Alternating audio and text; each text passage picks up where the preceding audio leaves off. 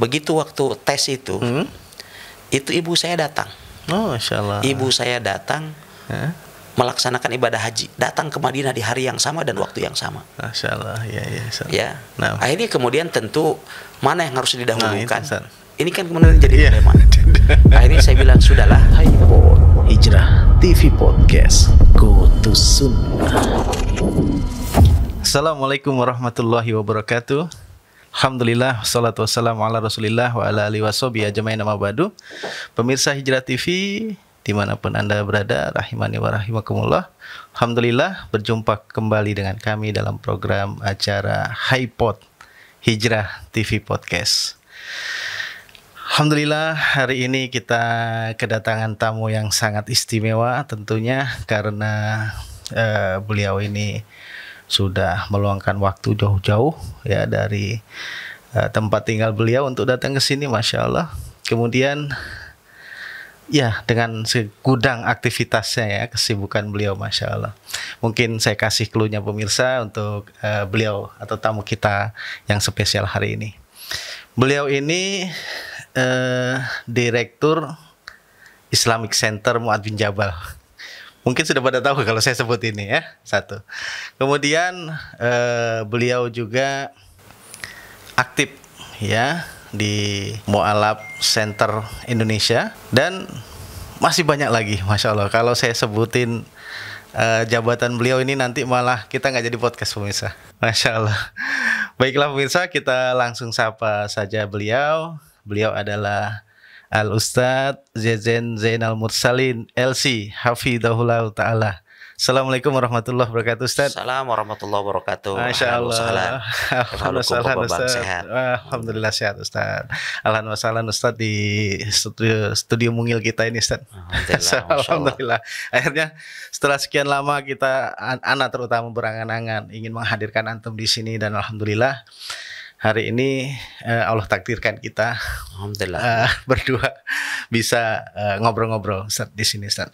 Nah, Ustaz, mungkin dan saya yakin para pemirsa Hijrah TV dan seluruh kaum muslimin sudah pada familiar nih, Ustaz.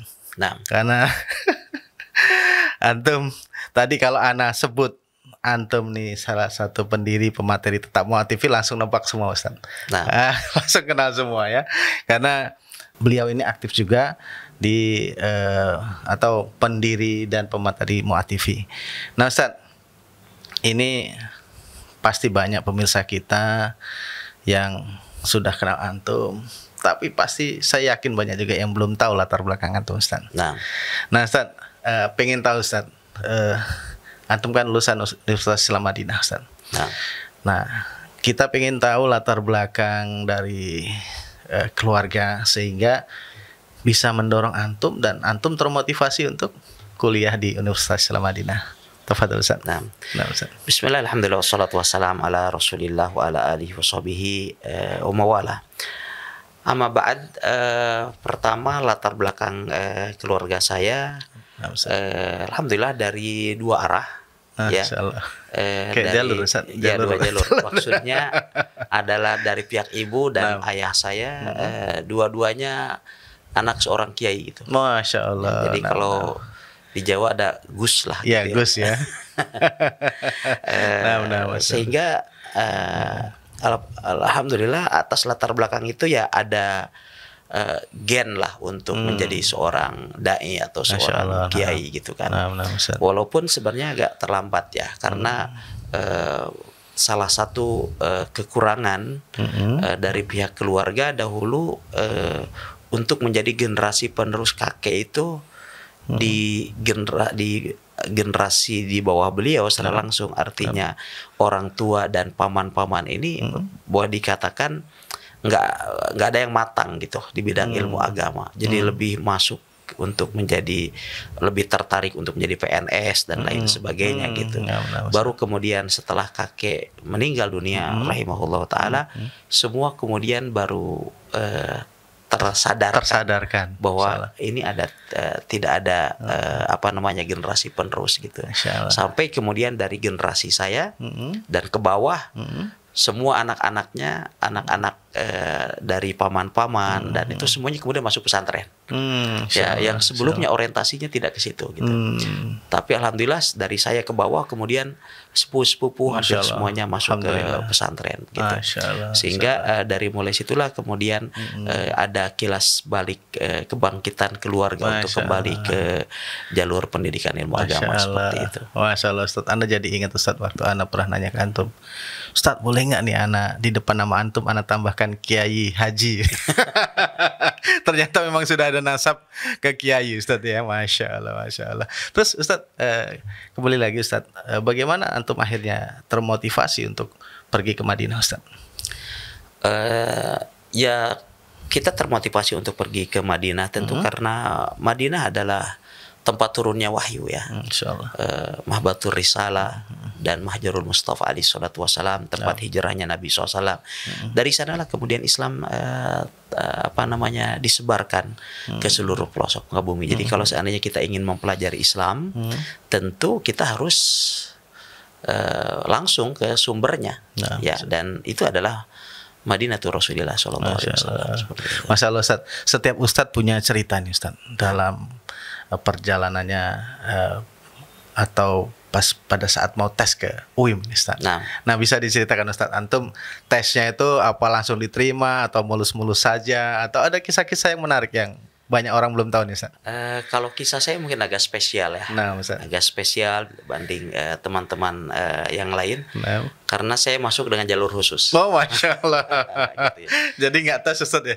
Tes. Waktu itu. Tetap secara tes. Formalitas. Tetap formalitas. Ya. Masya Allah. Jadi ada salah seorang paman saya waktu itu Allahyarham Bapak Ohan Sujana rahimahullah.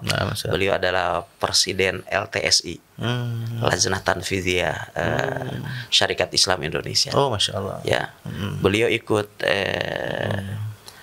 tempo hari ada seminar mukjizat Al-Quran dan Sunnah di IPTN. Mungkin di tahun 95 kayaknya, atau 94. Ya, waktu zamannya IPTN. Industri pesawat terbang Nusantara di Bandung sedang naik daun waktu itu di zamannya Habibie rahimahullah.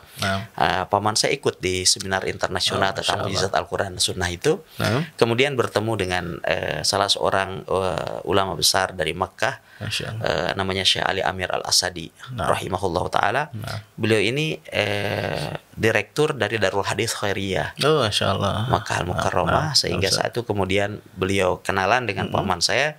Kemudian setelah itu beliau mengatakan bahwa kalau kamu punya anak mau sekolah di Mekah, maka ini kartu nama saya. Masya Allah, gitu. Jadi setelah itu kemudian saya datang ke Mekah sendirian. Waktu itu sendirian, baru lulus pesantren, belum tahu apa, dengan bahasa Arab ala kadarnya, modal dari pesantren gitu ya. Kemudian memberanikan diri ya dengan ngambil pesawat yang paling murah saat itu, harus transit beberapa negara, tapi itu saya pandang adalah merupakan sebuah perjuangan, petualangan. Ya. Sampai juga ke Mekah waktu itu sendirian, hanya dengan membawa kartu nama. Ya, kartu nama dari paman saya itu hanya ditulis itu kepada Syekh Ali Amir Al-Asadi. Kemudian ini anak saya mau belajar di tempat antum, gitu aja. Jadi saya bawa ke sana. Setelah kemudian akhirnya sampai juga saya ke Darul Hadits Khairiyah. Setelah itu kemudian disambut baik dengan Syekh Ali Amir Al-Asadi. Kemudian beliau katakan, wah, fasilitas kalau di sekolah saya ini Darul Hadits Khairiyah saat itu tidak seperti Madinah gitu. Dari segi beasiswa, dari segi fasilitas yang lain. Hanya beliau katakan kalau mau saya transfer aja antum langsung ke sana. Gitu kan, ini diajak nanti diantar sama sekretaris saya gitu. Akhirnya kemudian beliau kasih rekomendasi. Ya alhamdulillah sampai di Madinah, kemudian dites formalitas gitu ya. Akhirnya kemudian mereka katakan udah nanti nunggu tahun ajaran baru kita kirim visa dan tiket buat antum. Masya Allah, Masya Allah. Jadi awalnya kita di Mekah dulu Ustaz, baru kemudian dikirim ke Madinah Ustaz. Iya, seperti itu. Masya Allah Ustaz. Nah Ustaz, setelah antum belajar di Madinah dan kemudian lulus, apa langsung pulang ke Indonesia atau ada ini? Saya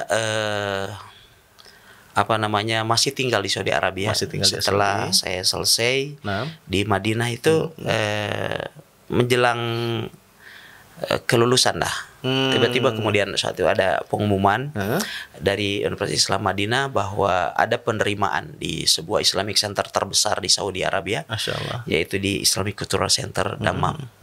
Saat itu dibutuhkan dai dari beberapa negara gitu, alumni. Kemudian saya mencoba mendaftar, mencoba mendaftar. Saat itu ada 6 orang teman-teman dari Indonesia yang mendaftar untuk menjadi dai di situ. Ada juga satu cerita yang menarik dalam penerimaan itu. Gimana Ustaz? Ya, menariknya waktu itu 6 orang kita daftar di sana. Terus kemudian ada di bagian pengabdian masyarakat lah, lembaga pengabdian masyarakat di kampus. Di sana namanya Imadah Khidmatul Mujtama. Tiba-tiba kemudian keluar jadwal untuk tes, tes tulis dengan wawancara dari pihak Islamic Center. Mereka datang mau melakukan penyeleksian gitu. Begitu waktu tes itu ibu saya datang. Ibu saya datang melaksanakan ibadah haji, datang ke Madinah di hari yang sama dan waktu yang sama. Akhirnya kemudian tentu mana yang harus didahulukan? Ini kan kemudian jadi dilema. Akhirnya saya bilang, sudahlah, ibu saya harus saya dahulu. Akhirnya saya menyambut ibu saya dan saya tidak ikut tes. Teman-teman semuanya ikut tes. Tapi begitu kemudian keluar pengumuman, mungkin 2 pekan setelah itu ada pengumuman di kampus, nama-nama yang diterima. Subhanallah, nama saya yang keluar. Bisa begitu Ustaz? Padahal antum tidak ikut tes. Padahal saya tidak ikut tes. Masya Allah. Jadi subhanallah, sampai saya sendiri bingung. Saya bilang ini kayaknya salah. Gitu. Ini kayaknya keliru. Akhirnya kemudian di sini disebutkan bagi nama-nama yang lulus untuk menghubungi nomor ini gitu kan. Saya hubungin waktu kita pergi ke wartel, belum ada handphone ya. Kita pergi ke wartel, kita telepon kantor. Saya bilang saya fulan dan seterusnya. Akhirnya saya kok yang diterima pada saya ikut ujian. Ini nggak salah kah? Padahal kita nggak ikut ujian. Itu udah antum sampaikan? Udah saya sampaikan. Masya Allah. Katanya enggak, Anda yang betul. Nah di sini kita lihat juga bagaimana pengaruh dari birrul walidain ya. Masya Allah. Seperti itu. Nah Ustaz, Masya Allah. Sehingga saya setelah lulus di sana, kemudian saya menjadi dai di Islamic Center Dammam itu kurang lebih sekitar 3,5 tahun, hampir 4 tahun ya. Masya Allah. Masya Allah Ustaz, tadi antum ceritakan dan itu hampir di luar nalar kita ya. Memang ada campur tangan Allah Ustaz. Ketika kita berbakti kepada kedua orang tua. Nah ini bisa dijadikan pelajaran juga nih dari kisah antum ini Ustaz. Nah Ustaz, setelah antum di Dammam tadi Ustaz ya, di Islamic Center Ustaz ya. Nah kemudian apa yang membuat antum setelah 3 tahun di sana, terus kemudian tertarik untuk pulang ke Indonesia Ustaz? Padahal kan kalau dari sisi mungkin penghasilan sudah cukup ya kan Ustaz, dan lain-lain sudah mapan lah gitu. Tapi kenapa terus antum saya harus pulang kampung nih? Pertama ada pepatah Indonesia yang mengatakan, apa pepatahnya Pak, lupa sih. Hujan emas di negeri orang atau lebih bagus hujan batu di negeri sendiri. Semoga itu tidak terjadi. Lebih baik daripada hujan emas di negeri orang gitu kan. Pertama tujuan saya bekerja di Islamic Center di Saudi Arabia adalah tujuannya adalah bagaimana mengambil pengalaman. Ya, di samping tentu itu adalah bagian daripada dakwah juga, tetapi intinya adalah saya memandang saat itu adalah bagaimana saya bisa praktek secara langsung, mengambil pengalaman dari mereka, ya bagaimana berdakwah di jalan Allah Subhanahu wa taala, bagaimana mengelola sebuah Islamic Center. Ya, karena saya sudah belajar di Madinah secara teori, tapi secara prakteknya, ini kan saya belum dapat. Artinya secara langsung ya, karena banyak teman-teman misalkan lulus dari Madinah atau dari tempat yang lain, terkadang pulang ke negeri kita bingung, bagaimana mereka harus memulai dakwah, itu Ustaz. Bagaimana mengelola sebuah lembaga pendidikan atau lembaga dakwah dan seterusnya.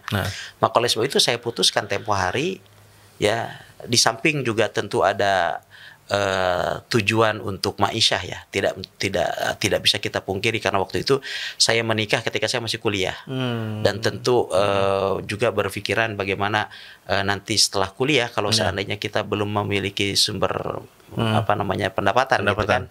Sehingga kemudian atas dasar pertimbangan itu saya bilang saya juga harus mengambil pengalaman dari mereka. Ya, sehingga alhamdulillah dari situ saya banyak mendapatkan pengalaman yang sangat banyak, termasuk diantaranya adalah inspirasi untuk membuat sebuah Islamic Center. Masya Allah. Dan ini luar biasa. Jadi yang saya rasakan motivasi dan niat yang tulus itu akan sangat turut menentukan apa yang akan kita lakukan di masa yang akan datang. Ya, ada pepatah Arab mengatakan idza shadaqal azmu wadhahas sabil. Apabila kita memiliki kebulatan tekad, niat yang tulus, maka jalannya akan mulus. Jalannya akan jelas, bukan mulus ya. Jalannya akan jelas, akan tampak jelas. Ketika saya belajar di pesantren dulu, sederhana saja cita-cita saya. Cita-cita saya ingin berdakwah, ya punya sebuah masjid. Setiap hari saya menerima setoran hafalan Quran, hadis dari anak-anak, gitu ya, mengajarkan 1 ayat, 2 ayat, 1-2 hadis setiap hari, seperti itu. Seperti yang dilakukan oleh ayah saya ketika saya masih kecil. Gitu kan? Sederhana saja cita-cita saya seperti itu. Ketika kemudian saya ke Madinah, pertama kali, hari pertama di Madinah, saya satu kamar, Masya Allah, dengan Ustaz Badrul Salam. Ustaz Badrul Salam di Rojati. Ustaz Badrul saat itu punya radio. Dia setel radio. Radio Quranul Karim, namanya Idaatul Quranul Karim. Beliau putar, ini radio kok bagus sekali. Karena acaranya cuma murotal, ya kajian atau ceramah para masyayikh, fatwa, ada program dulu namanya Su'alun Alal Hatif, ya telepon bertanya lewat telepon gitu dan seterusnya. Ini menarik sekali. Saat itu juga saya kemudian memiliki cita-cita bahwa suatu hari nanti saya akan mendirikan radio. Masya Allah. Gitu kan? Kemudian setelah berlangsung mungkin sekitar 3 tahun, setelah 3 tahun ini tiba-tiba muncul sebuah televisi dakwah pertama mungkin di dunia, namanya Qanatul Majd. Sampai sekarang televisi itu masih ada. Masya Allah. Tiba-tiba kemudian dosen ilmu dakwah, usul dakwah, namanya Dr. Abu Madroh, saya masih ingat. Beliau tiba-tiba cerita di kelas tentang munculnya sebuah TV alternatif yang namanya Qanatul Majd itu. Beliau ceritakan program-programnya begini. Saya saat itu langsung tertarik juga, walaupun saya belum nonton Qanatul Majd saat itu. Ya, saya mengatakan dalam diri saya harus saya harus di suatu hari nanti mendirikan televisi seperti ini. Subhanallah. Masya Allah. Ya. Kemudian setelah selesai dari Madinah, saya pergi ke Dammam. Bekerja sebagai seorang dai di Islamic Center itu. Saya dapatkan Islamic Center sesuai dengan namanya. Salah. Betul-betul Islamic Center. Kegiatannya yang begitu padat, yang sangat variatif. Masya Allah. Dan luar biasa. Di sana tercatat di Islamic Center tersebut, tentara Amerika yang masuk Islam pada masa Perang Teluk itu sampai 4.500 orang. Masya Allah. Setiap hari ada orang masuk Islam di sana. Masya Allah. Wah, luar biasa. Dakwahnya kemudian, kalau sebelumnya saya bercita-cita memiliki sebuah pondok pesantren, dan pondok pesantren itu kan pembinaannya ke dalam, ke santri, tidak keluar. Sebagian pondok pesantren malah ya relatif lebih berlebihan, sehingga pondok pesantren itu kayak kompleks militer, orang keluar, orang dari luar mau masuk segan gitu kan. Pembinaannya ke dalam. Begitu saya di Islamic Center, saya tahu ini konsep Islamic Center ini pembinaannya kepada masyarakat luas. Sehingga saat itu pun saya bercita-cita, berkeinginan untuk mendirikan sebuah Islamic Center juga. Masya Allah. Dan alhamdulillah semua diijabah. Semuanya dikabulkan oleh Allah SWT. Masya Allah. Alhamdulillah saat ini saya mendirikan sebuah radio yang di Sulawesi Tenggara, insya Allah yang terdepan. Alhamdulillah. Gitu ya. Kemudian pesantren juga alhamdulillah saat ini kita ada sekitar 8 pesantren. Insya Allah. Tersebar di berbagai macam daerah di Sulawesi Tenggara dan di Indonesia. Masya Allah. Kemudian Islamic Center. Alhamdulillah. Juga alhamdulillah terwujudkan. Ya, tinggal satu yang belum terwujudkan. Apa itu, Ustaz? cita-cita saya. Ya, selain tentu cita-cita di akhirat kelak ya, kita masuk jannah, semoga amin. Allah Subhanahu wa taala menjadikan kita dari penghuninya semuanya, amin, seluruh kaum muslimin. Cita-cita saya ketika masuk ke Universitas Madinah, saya pun tentu ingin mendirikan sebuah universitas. Oh, masya Allah, masya gitu kan? Allah. Dan alhamdulillah langkah itu sudah kita lakukan. Sudah mulai terlihat. Ya, sudah mulai terlihat. Sekarang kita punya Ma'had Ali. Dan semoga dalam waktu dekat juga kita rekomendasi dari Pak Gubernur dengan wali kota apa semua sudah kita dapatkan. Kemudian juga tanah sudah kita siapkan. Masya Allah. Donatur juga sudah ada yang bersedia ya. Tinggal kemudian kita ini kan mohon doa dari pemirsa semuanya. Alhamdulillah. Tetapi saya katakan jangan pernah meremehkan yang namanya niat yang tulus. Semuanya harus berawal dari niat. Setiap segala sesuatu yang bisa kita pikirkan itu pasti bisa kita kerjakan. Ya, everything you can sing, you can do it. Masalah. Walau alam Inggrisnya betul apa enggak tuh. Masalah nah Ustaz. Ini luar biasa sekali Ustaz ya, mendengar kisah antum ini sehingga Allah alhamdulillah mengabulkan, masya Allah, dari mendirikan sebuah media dari radio sampai dengan TV. Kemudian antum juga mendirikan Islamic Center dan Ponpes ya, dan kemudian sekarang alhamdulillah sudah insya Allah lah, mudah-mudahan Allah segera mengijabah juga doa antum sehingga universitas bisa berdiri di Kendari, masya Allah Ustaz. Nah, ngomong-ngomong Ustaz, dari semua dakwah antum ini, masya Allah Ustaz, ini mana yang dulu sih Ustaz?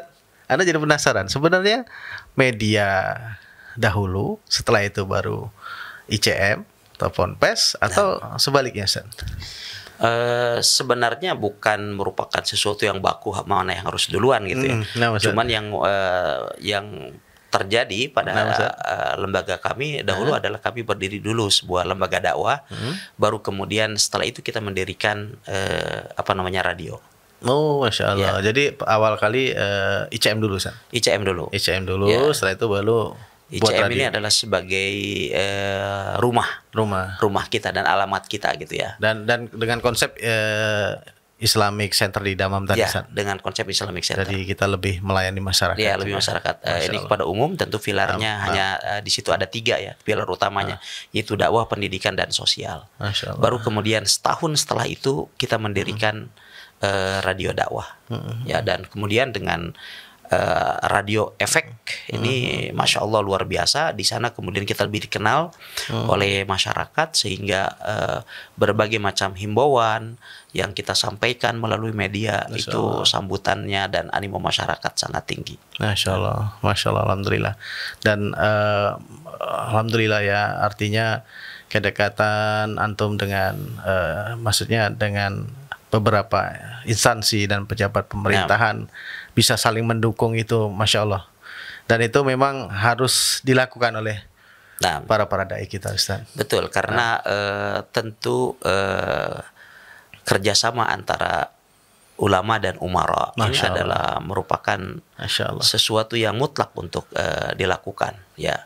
Jikalau itu adalah memungkinkan dan dengan tanpa harus kita tanazul, artinya tanpa harus kita mengorbankan agama kita atau akidah kita, maka tentu bersinergi antara ulama dan umara ini adalah merupakan konsep Islam, ya. Dan ulil amr itu sendiri disebutkan oleh para ulama dalam firman Allah Subhanahu wa taala, ya ayyuhalladzina amanu athi'ullaha wa athi'ur rasulah wa ulil amri minkum. Ulil amri di situ maknanya ada 2. Ulama dan umara. Ya, walaupun sebagian orang memahaminya selalu dikatakan ulil amri itu pemerintah. Padahal bukan. Yaitu ulama dan umara. Ulama yang menjelaskan hukum, umara yang menerapkan hukum, gitu kan. Sehingga kemudian hubungan antara kita para dai dengan para umara kita, ya, itu benar-benar harus terjalin. Ustaz.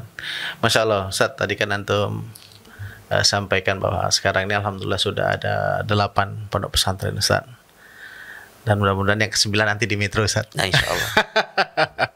Ustaz, dari pondok-pondok antum itu, Ustaz, terakhir kalau tidak salah ada pondok anak yatim piatu, Ustaz. Jadi, nah itu konsepnya bagaimana Ustaz? Bisa diceritakan Ustaz? Konsepnya sih kita tidak fokus pada yatim piatu ya, karena ternyata untuk mencari yatim piatu juga susah tuh. Gitu Ustaz ya. Jadi kita pun menggabungkan di sana ada aitam ya, anak-anak yatim, kemudian juga anak-anak yang tidak mampu yang memiliki potensi untuk kita bina.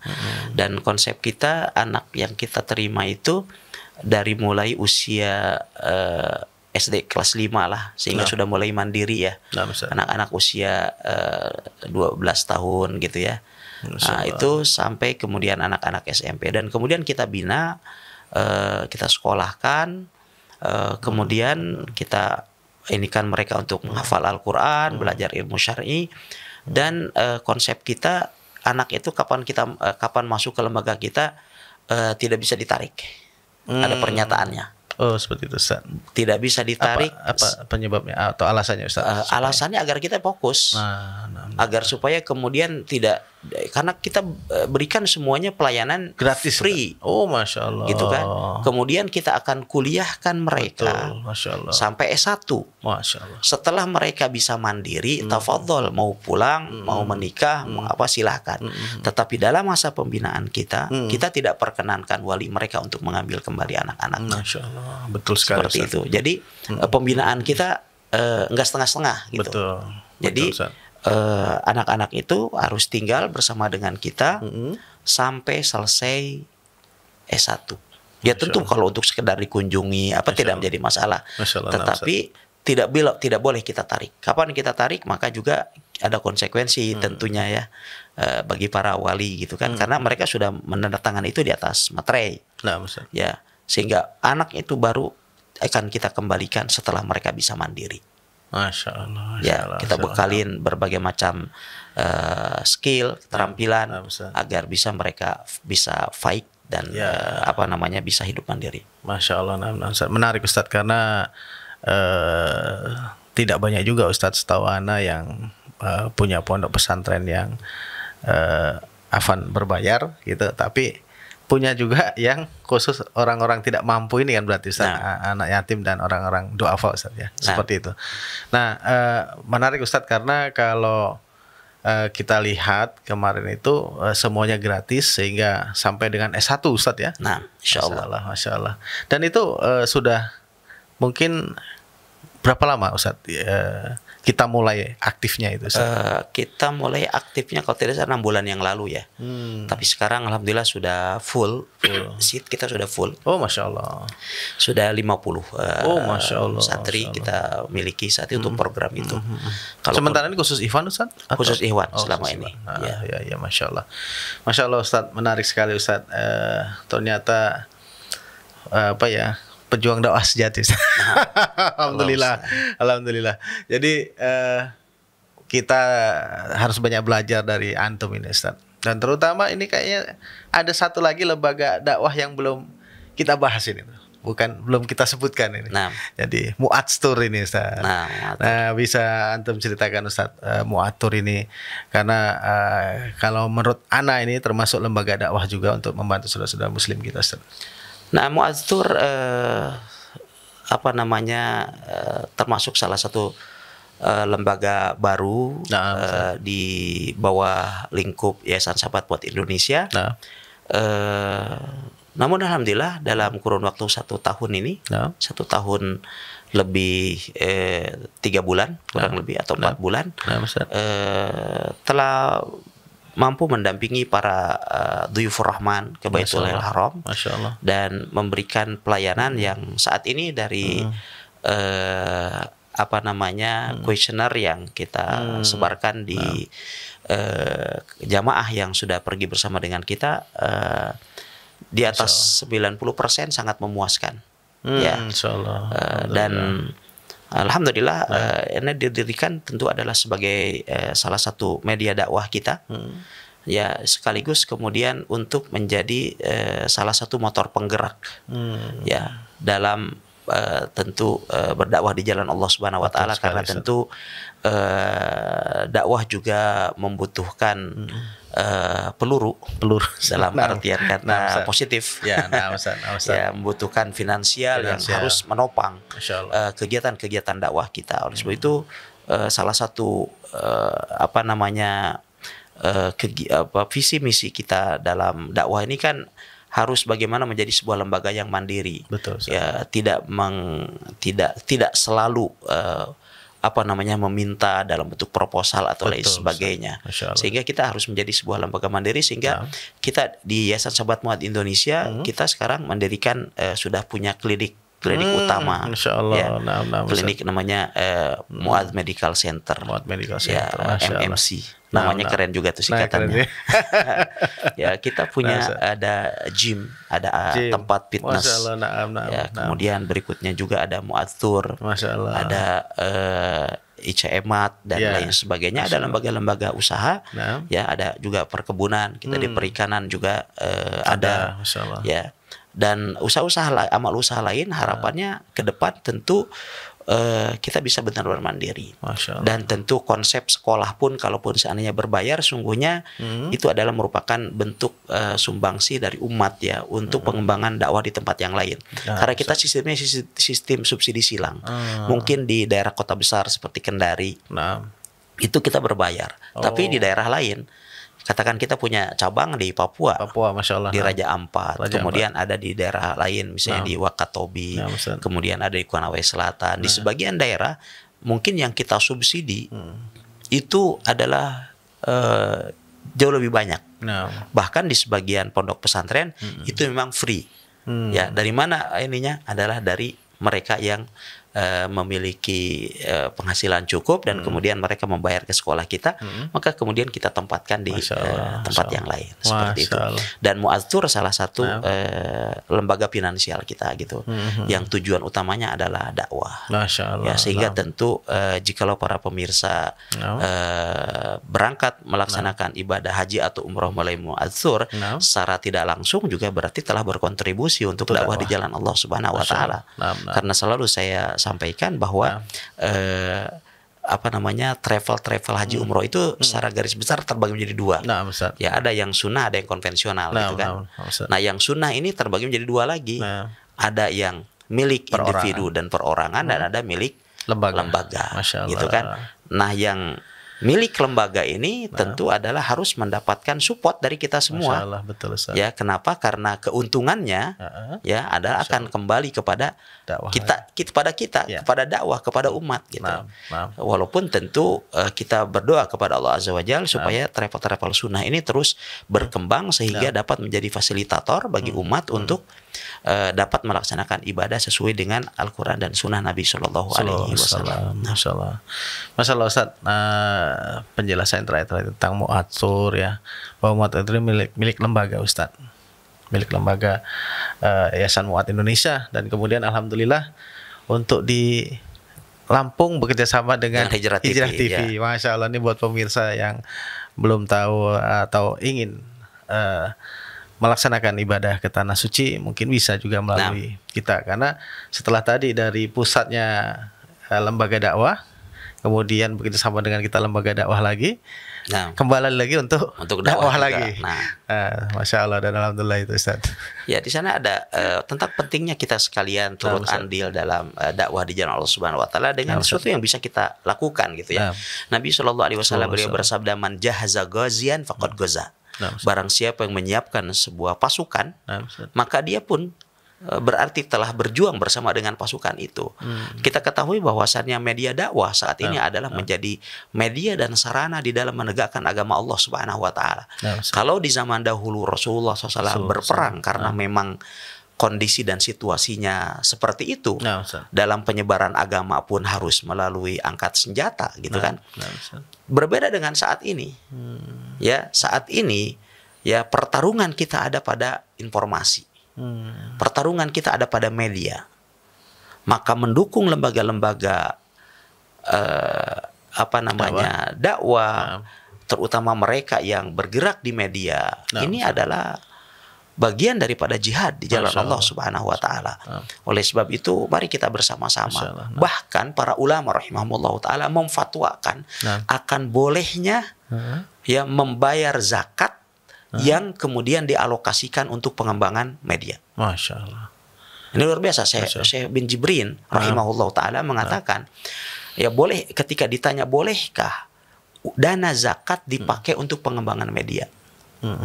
Ya, dengan berbagai macam kebutuhannya, karena media tentu tidak murah ya, seperti televisi dan lain sebagainya, butuh biaya operasional, butuh kemudian untuk sewa satelit, butuh untuk perangkat, karyawan dan lain sebagainya, sangat besar. Ya, sebagian orang mengatakan, bagaimana saya mau berdakwah karena saya tidak punya ilmu, saya bukan santri. Kita katakan, tapi ya Masya Allah, endaka fulus katsiran. Antum punya uang banyak, tapi mari kita berkontribusi. Ya, sebaik-baik harta yang soleh itu manakala kemudian ada di tangan orang yang soleh, maka membantu kegiatan-kegiatan dakwah melalui media.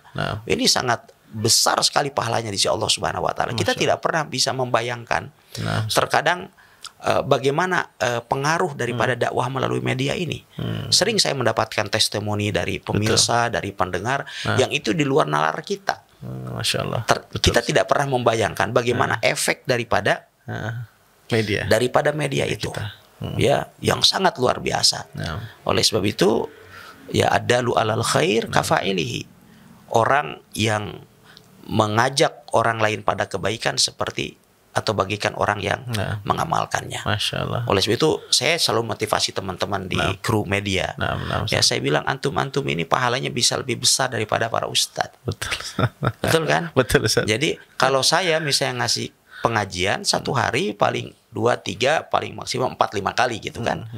Tapi antum ketika televisi ini berputar 24 jam, ya banyak sekali ustadz yang antum siarkan, maka antum ini adalah mendapatkan pahalanya para asatidzah semuanya itu. Karena adalu alal khair kafaili, orang yang menunjukkan pada kebaikan bagaikan yang mengamalkannya. Antum mendapatkan pahala ustadz itu sendiri. Kemudian kalau seandainya ada orang mendapatkan hidayah akibat dari ceramah atau kajian yang antum sebarkan itu, antum pun mendapatkan pahala dari orang-orang yang mengamalkan ilmu yang disebarkan oleh para ustadz itu. Ini sangat luar biasa. Termasuk diantaranya adalah para donatur. Iya, betul, Ustaz. Termasuk diantaranya para donatur. Oleh sebab itu seorang donatur yang paham akan masalah ini, dia akan memandang bahwa ini adalah sebuah bisnis yang sangat menjanjikan. Bukan dalam artian kata keuntungan dunia. Iya, betul. Ya, alhamdulillah kita di Mu'adz TV, ya ada salah seorang donatur, beliau dari mulai awal penyewaan satelit sampai sekarang beliau membayar. Masya Allah. Padahal tidak sedikit untuk menyewa satelit gitu kan. Tapi beliau rutin karena beliau tahu. Beliau katakan, Ustadz, selagi saya masih bisa nih bayar satelit, jangan sama orang lain. Ini sayang karena ini adalah merupakan peluang saya untuk mendapatkan kebaikan.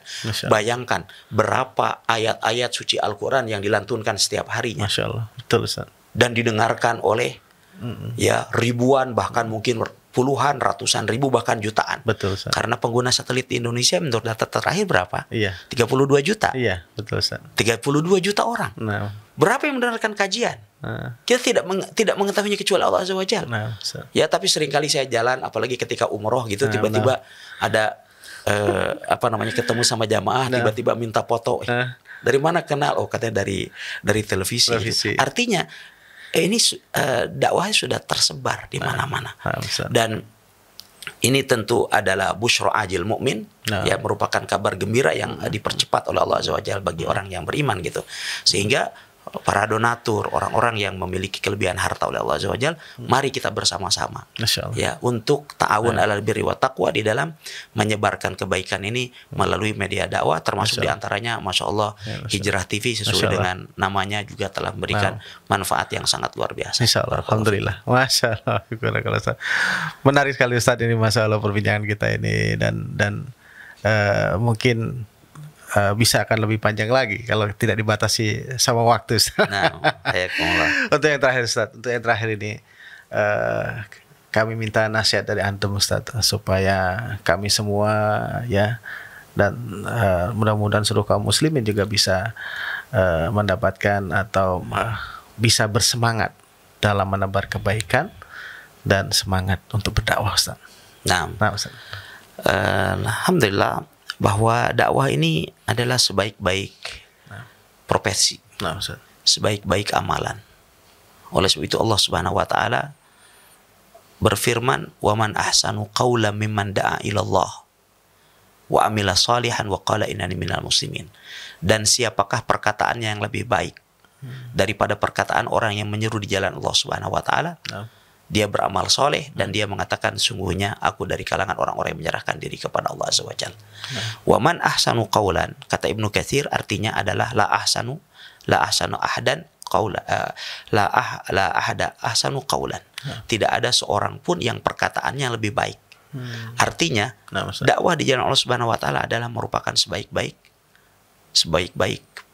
perkataan, sebaik-baik perbuatan. Oleh sebab itu, tidak ada seorang rasul pun yang diutus oleh Allah Subhanahu wa taala menjadi pedagang. Ya, tidak ada seorang rasul pun yang diutus oleh Allah Subhanahu wa taala menjadi seorang peternak. Seorang bahkan menjadi seorang dokter misalnya, atau seorang ilmuwan sekalipun, tidak ada. Tapi tugas dan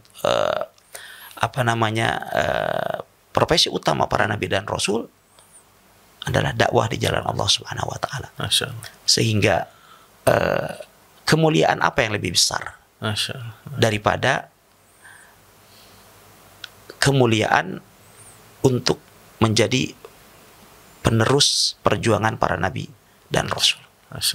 Sehingga apabila kita memahami hal ini, bahwa dakwah di jalan Allah Subhanahu wa taala merupakan bentuk istifa, pilihan dari Allah Subhanahu wa taala bagi kita sekalian, maka beruntunglah mereka yang dipilih oleh Allah Subhanahu wa taala untuk melanjutkan perjuangan para nabi dan rasul itu. Barakallahu fiik. Masyaallah Ustaz. Alhamdulillah Ustaz. Syukran jazakumullah khairan wa barakatuh wa ahlikum wa amwalikum wa ilmikum Ustaz, atas ilmu yang sudah antum sampaikan kepada kami dan seluruh kaum muslimin tentunya. Mudah-mudahan kami bisa mengamalkannya Ustaz. Amin. Dan bisa istiqomah di jalan dakwah ini Ustaz. Salah syukran Ustaz. Afwan. Alhamdulillah pemirsa, akhirnya waktu juga yang membatasi pertemuan kita kali ini.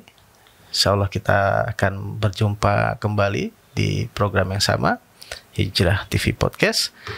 Kita akhiri dengan doa kafaratul majelis. Subhanakallahumma bihamdik, asyhadu an la ilaha illa anta, astaghfiruka wa atubu ilaik. Assalamualaikum warahmatullahi wabarakatuh. Hijrah TV Podcast, Go to Sunnah.